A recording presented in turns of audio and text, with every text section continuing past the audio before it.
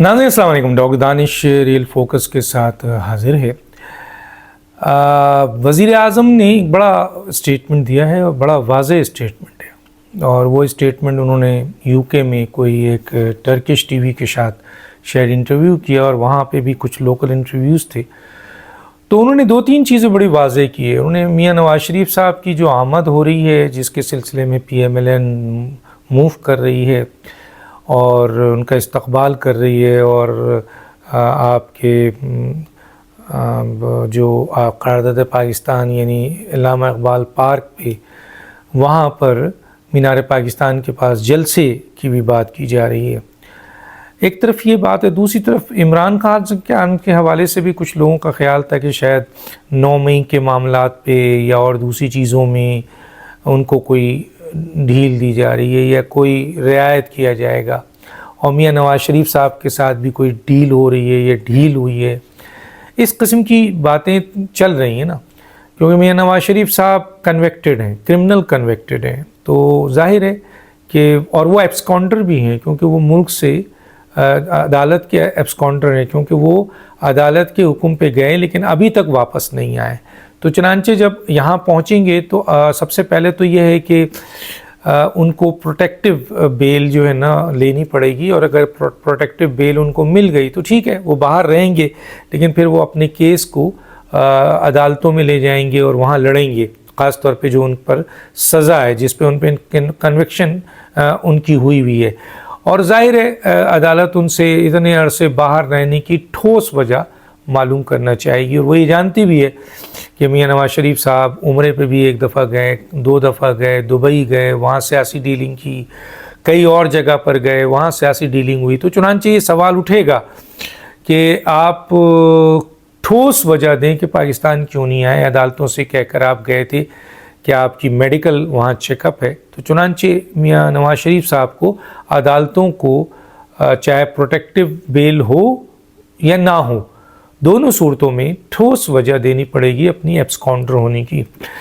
और उसके बाद जाहिर है कि केस चलेगा, और केस पे अदालत के रहमो करम पे है कि क्या फ़ैसला करता है, और इनके जो लीगल एक्सपर्ट होते हैं वो क्या पुली लेकर आगे आते हैं।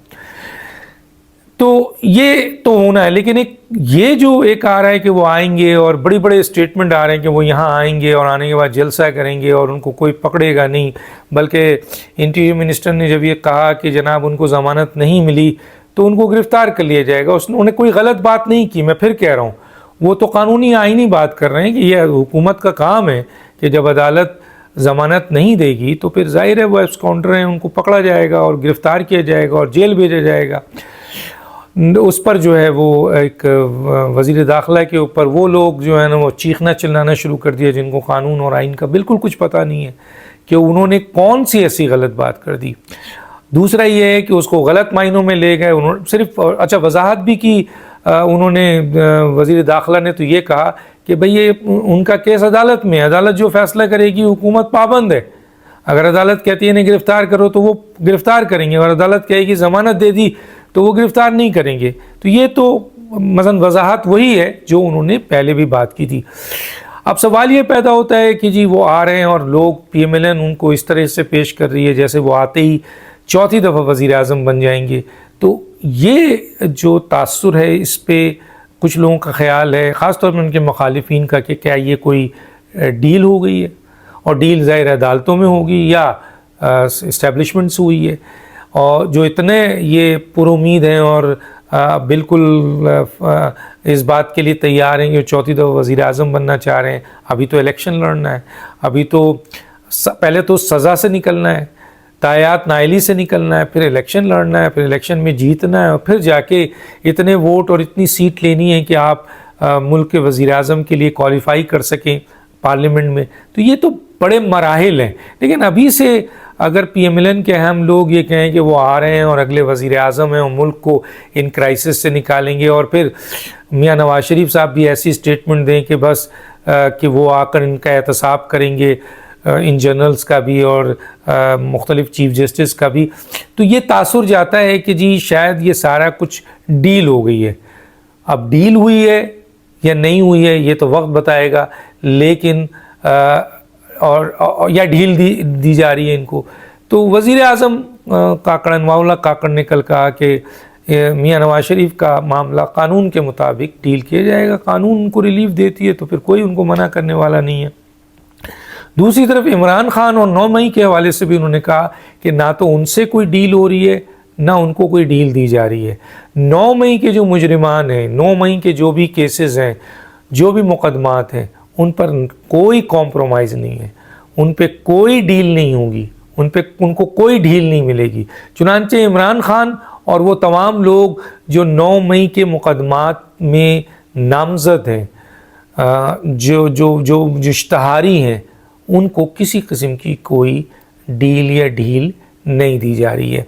تو یہ 2 بڑے اسٹیٹمنٹ انہوں نے دیے ہیں عمران خان کے حوالے سے بھی اور میاں نواز شریف صاحب کے بھی حوالے سے۔ اب میں نے تھوڑا سا ایڈ کیا ہے آج اپنے ٹویٹس میں کہ دیکھیں الیکشن ایکٹ 2017 میں جو ترمیم کی ہے سمپل میجورٹی سے پارلیمنٹ نے، وہ ایک ایکٹ بنا ہے اور اس میں 62(1)(f) کو 5 سال کر دیا گیا ہے، لیکن جہانگیر ترین اور میاں نواز شریف صاحب کا جو کیس ہے وہ پاسٹ اینڈ کلوز ٹرانزیکشنز ہیں، ان کی ایک ریویو آلریڈی پٹیشن مسترد ہو چکی ہے اور دوسری ریویو ہو نہیں سکتی، قانون اس کی اجازت نہیں دیتا ہے۔ تو ان کا واحد حل یہ ہے کہ اگر وہ، اور یہ 62(1)(f) میں جو 5 سال ہوئی ہے اس کا فائدہ اس لیے میاں نواز شریف اور جہانگیر ترین کو نہیں ہے کیونکہ ریویو اینڈ ججمنٹ میں جو لاسٹ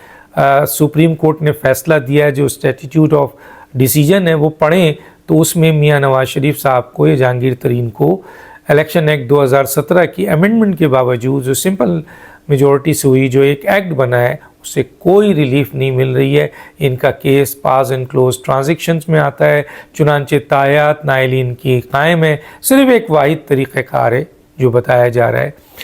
کہ 2/3 میجورٹی اگر پارلیمنٹ ترمیم کر دے 62(1)(f) میں تو پھر میاں نواز شریف صاحب کو ریلیف ملتا ہے۔ اور میں بار بار کہہ رہا ہوں کہ عمران خان کی سیاسی افق سے جانے کے بعد پیپلز پارٹی، PMLN اور دوسری سیاسی جماعتوں میں بہت خلا پیدا ہو گیا ہے۔ تو چنانچہ یہ ممکن ہی نہیں ہے کہ یا تو 2/3 میجورٹی PMLN لے کے آئے پارلیمنٹ میں، یہ بھی ممکن نہیں ہے۔ کوئی 172 سیٹ حاصل کر لے، یہ بہت بڑی بات ہوگی، زمینی حقائق اس کو سپورٹ نہیں کرتے۔ تو چنانچہ